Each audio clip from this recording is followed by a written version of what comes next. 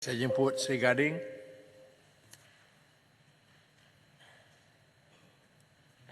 Assalamualaikum warahmatullahi wabarakatuh. Terima kasih Tan Sri Pengungsi. Pertama, butiran dari pengurusan awam 010100 di mana butiran yang berkenaan memperlihatkan pengurangan yang sangat ketara iaitu 40.2 juta. Kebimbangan Sri Gading adalah akan menurunkan prestasi dan integriti kementerian yang terlibat. Saya harap tak begitulah. Bolehkah pihak kementerian berikan justifikasi kepada pengurangan keteraan ini, khususnya merujuk kepada kod 40000. Perkara seterusnya adalah Iskandar Malaysia, kebetulan di dalam negeri Johor, butiran 00107, di mana kalau kita melihat bahawa penambahan sebanyak 126,860,000 ini merupakan satu penambahan yang sangat baik. Terima kasih kepada kementerian kerana kita sedia maklum bahawa pembangunan di negeri Johor, khususnya di Iskandar Malaysia ini, peluang untuk kita menarik semula tenaga-tenaga mahir yang bekerja di Singapura. Kita sedia maklum pekerja-pekerja Malaysia yang berada di Singapura setiap pagi masuk ke Singapura tak kurang daripada 300,000. Di mana di sinilah peluang untuk kita menarik kembali pekerja-pekerja mahir di Singapura bekerja di tanah air kita sendiri. Tapi kita mengharapkan upah yang setimpal seperti mana upah yang ada di Singapura. Menurut apa yang telah dirancangkan, sektor ini ingin dibangunkan termasuk pelancongan, industri kreatif, kesihatan, industri halal, elektrik dan elektronik, pertanian, keuangan dan industri petrokimia.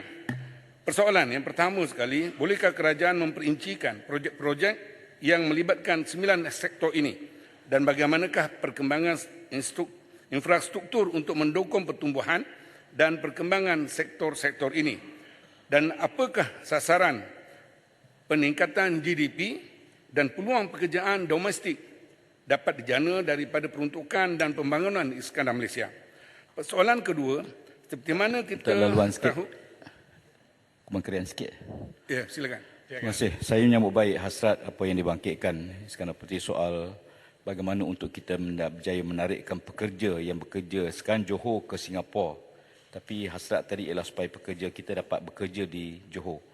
Isu kita dua. Yang pertama, kos upah yang jauh beza. Yang kedua, tukaran wang menyebabkan pekerja kita lebih tertarik untuk bekerja di Singapura. Pada pandangan Yang Berhormat, apakah langkah-langkah yang sesuai yang sepatut diambil untuk mengatasi dua isu besar untuk mengekalkan pekerja Johor tidak berhijrah ke Singapura? Terima kasih. Okey, terima kasih. Masukkan dalam ucapan saya, di mana peluang sebenarnya bukan pekerja Johor saja. Sebenarnya pekerja yang bekerja di Singapura itu datang daripada seluruh negara. Sebab ramai bukan saja rakyat Johor, bahkan daripada Kelantan, Terengganu, Kedah, ramai yang bekerja di sana untuk dapatkan pekerjaan upah yang banyak dan yang tinggi dengan nilai kewangan yang berbeza. Jadi sebab itu persoalan saya tentang Iskandar Malaysia meliputi 5 kerajaan tempatan, Johor Bahru, Iskandar Puteri, Pasir Gudang, Kulai dan Pontian. Adakah menerusi pertambahan peruntukan untuk butiran 00107 dan 030100 di mana diperuntukkan pada IRDA, kawasan-kawasan lain negeri Johor dapat merasa spillover effect daripada pembangunan Iskandar Malaysia ini. Ini dapat memastikan pertumbuhan ekonomi yang lebih mampan khususnya di Johor secara keseluruhan. Persoalan yang ketiga, melalui perkembangan infrastruktur dan perhubungan antara Singapura dan Malaysia atau Johor khususnya, terbina Johor Bahru Singapore Rapid Transit System, iaitu hubungan baru nak dibina. Kalau ikut laporan bulan Oktober 2023 ini, baru 50%. Bilakah ianya boleh disiapkan? Dan alhamdulillah kalau ini berlaku, kita dapat mengurangkan kesesakan di pintu masuk khususnya Tambak Johor. Dan apakah dengan peruntukan yang ada ini dapat diberikan satu juga dilihat oleh kementerian tentang CIQ di Tambak Johor dan CIQ di Second Link, di mana perlu dipertingkatkan supaya kelancaran pekerja-pekerja kita keluar dan masuk, supaya tidak berlaku kesesakan yang kadang-kadang boleh menyebabkan kelambatan mereka datang bekerja. Seterusnya, bolehkah peruntukan ini digunakan juga untuk menyelesaikan kesesakan Jalan Skudai Johor Bahru?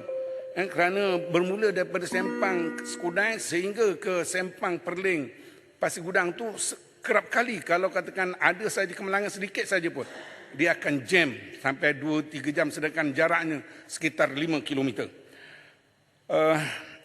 Seterusnya berkaitan dengan kita sedia maklum bahawa Johor Bahru ni tempat beli belah orang Singapura. Orang Singapura suka datang ke Malaysia sebab nilai mata wang dia tinggi. Jadi dalam hal ini dia akan memberikan masyarakat di kawasan kita di Johor Bahru tu masalah kekurangan ketidakmampuan warga tempatan untuk beli rumah dan untuk sewa rumah. Pekerja-pekerja daripada luar negeri Johor, Kelantan, Terengganu, Kedah nak sewa rumah pun kadang-kadang terpaksa berkongsi.